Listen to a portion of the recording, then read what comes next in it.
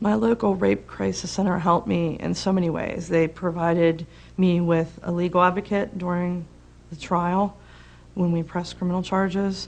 They provided me with counseling. They provided my husband with counseling. And they helped me pick up the pieces of my life. We will be able to train any volunteers, board members. It gives organizations the opportunity to really share resources. The training is really engaging. There's an opportunity to take the teaching and learning out of the classroom and into the real world.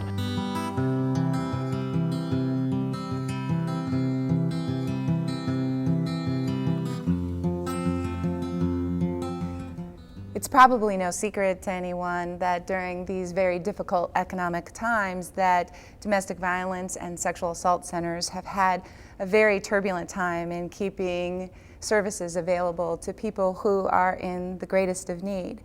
As a result of that situation, in 2005, the FISA Foundation pulled together victim service providers across the 10-county region to come together for a series of discussions about how we might better utilize resources in order to meet these challenges. During the course of those meetings, I made a suggestion that the group consider a collaborative project where what we would do is train our victim service providers perhaps more cost efficiently. And so after a series of discussion and input from all of the centers, the idea for the Western Regional Training Initiative emerged.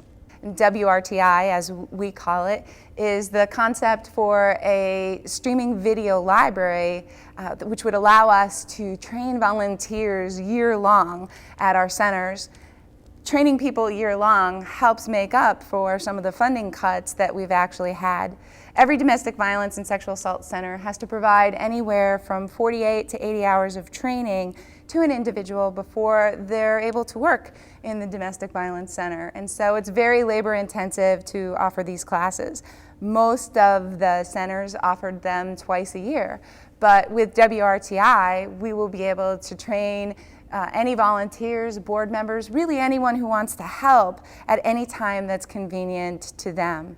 There have been so many benefits to the project, and cost is probably the first. We estimate that centers have saved about $360,000 over a 3-year period by offering training through a technological venue.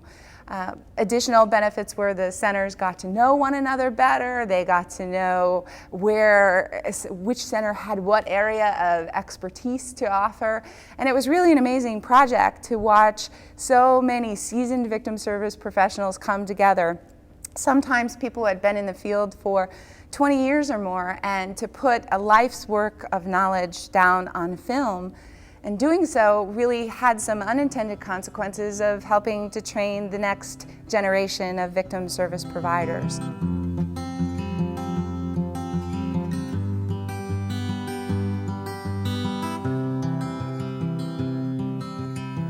FISA Foundation has invested significant resources in improving the lives of women, girls, and people with disabilities. And one of our focus areas for many years has been addressing the epidemic of violence that disproportionately affects all three populations. And so we have had good relationships with all of the local victim service agencies for a long time, really respecting and valuing their work. Part of what we were seeing is that all of the victim service agencies were so stretched in their resources, working so hard every day to meet the needs of victims, to work on preventing these crimes, that there was no time left over for strategic thinking, for conversations, for just sharing observations about doing the work. So we were really pleased to be able to support that kind of collaboration and be part of that dialogue, not having a specific idea of what would come out of it. Collaboration is an adventure. You start out with a plan, and really nothing ever goes according to the first plan. Everybody comes to the table with their best intentions, and as long as the dialogue can stay open, and that people can be in relationship to each other about really talking about how things are evolving that are always different from what was initially planned, then we think really good things can happen. The importance of a grant like this, to me, I take it as twofold. One, as a former prosecutor who specialized in domestic violence and sexual assault cases, and two, as a legislator, is you recognize how important these are to our communities. And when you look at the diminishing federal, state, and local funding, this was an opportunity for organizations to truly show their vision and mission. And when you see the vision of what they have done with these 11 community centers coming together to combine training and to have the experts who are in the forefront of these fields being able to tape and videotape and have this available for volunteers as well as direct care workers, to me, this is an amazing project to be a part of. And I think the most important aspect of it is they still are able to serve their mission despite the budgetary constraints they're facing from state and federal funding, and they're able to increase volunteers and direct care workers, increase the ability to train, and more importantly, increase the ability to create more survivors.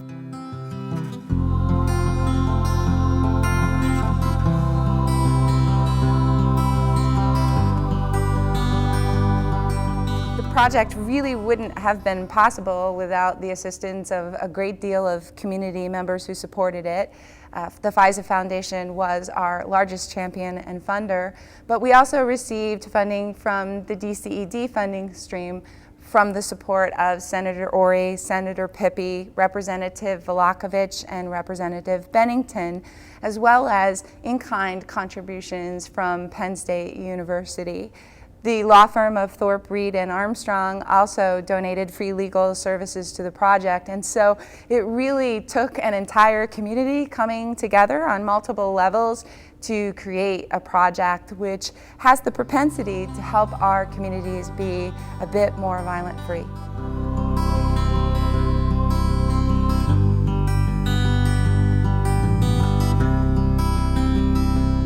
Universities like Penn State operate off of a system of teaching, research, and service.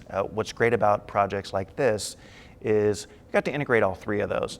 On the teaching end, I was able to work with a number of students, some communication students and some IST students. The communication students, one, Joe Carpenter, is now in the military shooting video for the Air Force. The other, Kirk Manson, has a production company of his own. Insert Kirk logo here. IST students, Eugene Meitinger did most of the design work for the streaming video website. And so being able to take some of those skills that we work in the classroom for instance, television production course, corporate communications courses, IST courses, and apply those to a real world situation, to a project that people are going to use and benefit from is great, not only from a teaching perspective, but also for the students as well. In terms of service, for myself, I look at this as a community service project. It's not an accident that I'm working in this area. I grew up in a violent household in an era when centers like the ones that are participating in this project didn't exist. And so it was really great to see so many centers come together, share resources, and to have an opportunity to contribute to that myself, and then also just instill in my students that caring for the community, the commitment to giving back. So whether that's a service learning project, whether that's an internship, or just community service volunteer hours, is great to be able to integrate that with the teaching opportunities. In terms of research, we're doing a number of things. My colleague that was working on this project, Dr. Pat Clemson in IST, was interested in how people used the website. So did they go through it in a linear fashion from session to session to session? Were some sessions used more often? How did people use the system? I was more interested in the evaluation aspect of it. So how effective was the site? Did people learn something that they didn't know when they started the started the process. What are people's attitudes about domestic abuse and sexual assault? And so just providing a baseline that we can go back and look at later. So in the first year, there have been 119 users of the website, and so just a good baseline to set that down to look at how those attitudes and the knowledge change over time.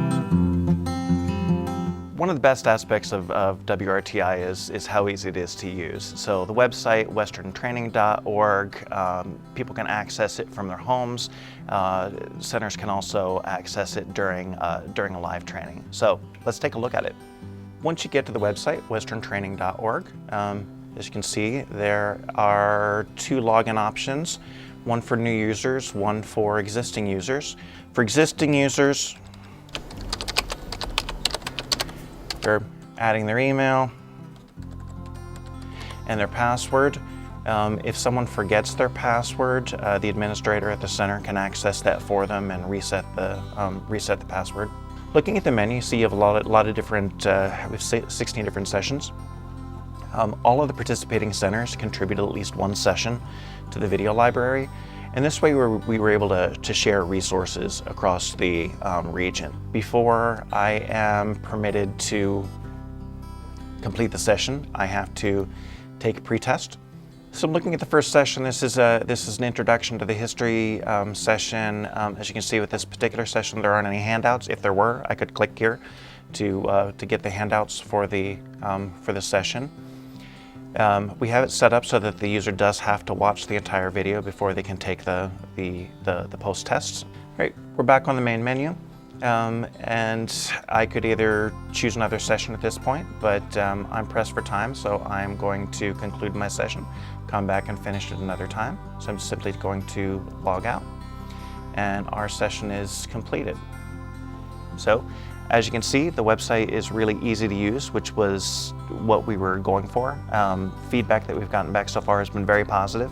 So we found the website to be user-friendly, fairly intuitive, and really lets people spend the time on what they should be doing. That's going back to the centers and helping victims.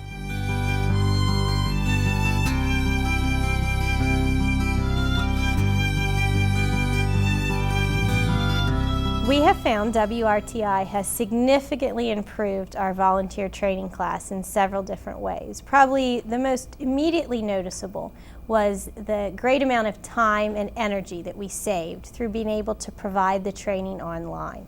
This really cut down on the amount of time we had to do preparing, pulling materials together, and then facilitating the actual classes, because people could complete the online portions prior to attending the in-session. And then we also have our volunteers come in and spend a day with us doing role plays and learning some of the particulars about our agency. I know that our staff that facilitated the training specifically talked about the differences of having the volunteers come in with that online training already done, that they felt the role plays went better, that it was a higher level of integration of the information, so that they thought that the volunteers actually walked out with greater resources and information. We've also attracted a wider variety of volunteers because people can do a large portion in their home. We're able to host people with disabilities, have greater access to engaging in the training, single parents, working students, retired individuals. So we've seen a much broader variety of individuals who've completed the training. The other thing that we've found is that we've been able to actually recruit more volunteers. That instead of offering the training in the spring and then in the fall, we've been able to offer it quarterly because it takes less staff, time, and energy. The training is really, really engaging, is the feedback that we're getting from participants. Not only is it easy to use and easy to understand, but hearing from the wealth of information and experience from the men and women who are providing the online training, getting to hear people who did the work, who helped pass some of the laws, who enforced some of the policies. We would have never been able to offer that range of expertise just here within our one center.